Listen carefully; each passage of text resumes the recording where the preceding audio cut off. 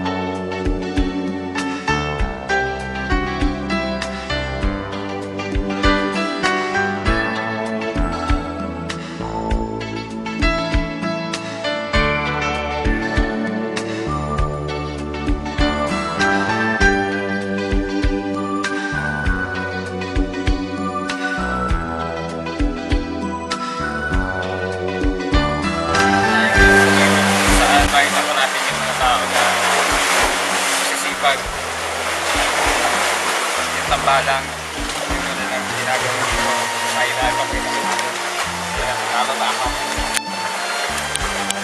Ginagawa nila yung tambalang itatali siya tapos itatanim dun sa dagat para mga ilang araw, mga ilang buwan pwede na siyang harvestin ulit para pwede na siyang gawin pera. Ito na, itutuyo na nila.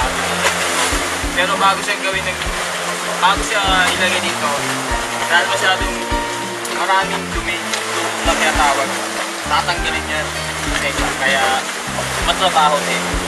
Talagang tiis lang. Kaya kailangan siya tanggalin. Dahil hindi siya mabibili kapag medyo marumi. Tabalang na.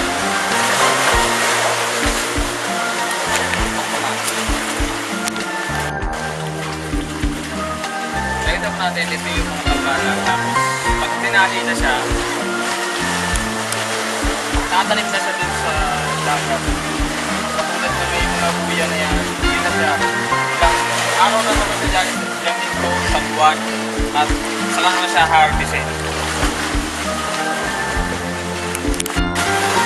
Kaya na natin magmamahal sa pagod siya. Kaya patay na siya. Kanina pa siya gumagawa dito. Kaya papahinga ko siya.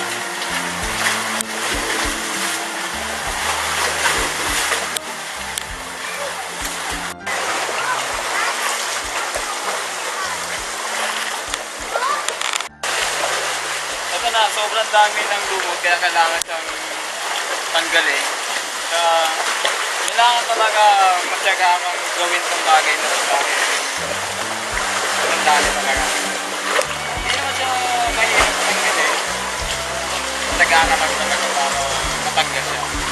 Kaya kailangan, pag gusto mo dumami yung tambalang mo, kailangan masipag ka. Kaya marami yung lubid mo na paglalagyan nito para marami kang may tanim.